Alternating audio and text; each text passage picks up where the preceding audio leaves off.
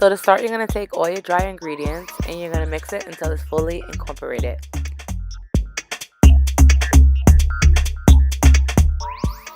So now you're going to mix in your oil and your egg whites.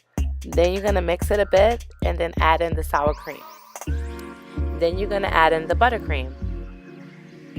Stop to scrape down the bowl in between mixing. Now you're going to add in your vanilla and you're going to mix that until everything is fully incorporated. And then after that, you're going to add in your boiling hot water and then finish it off by mixing everything completely.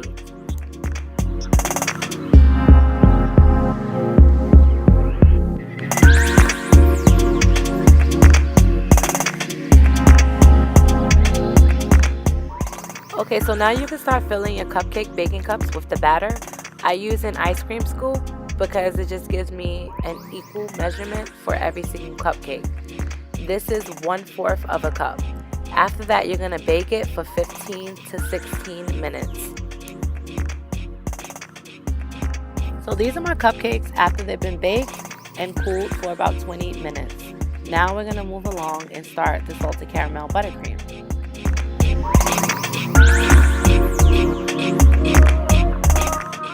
Okay, so I wanted to show you guys the dulce de leche and the salted caramel.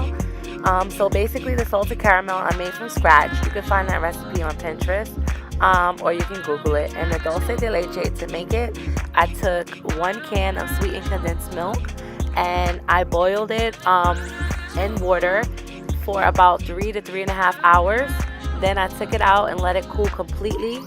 And then I removed it from the can and cooled it inside of the freezer.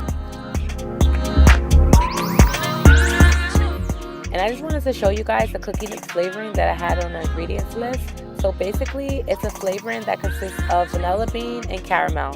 And you can find it on Amazon or just Google it.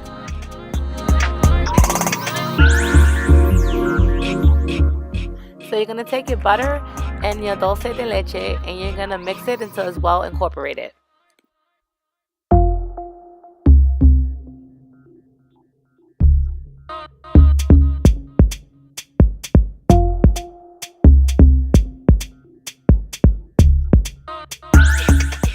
Now you're going to add in your powdered sugar 1 cup at a time.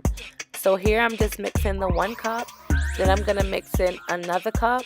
After that, you're going to stop and you're going to see the rest.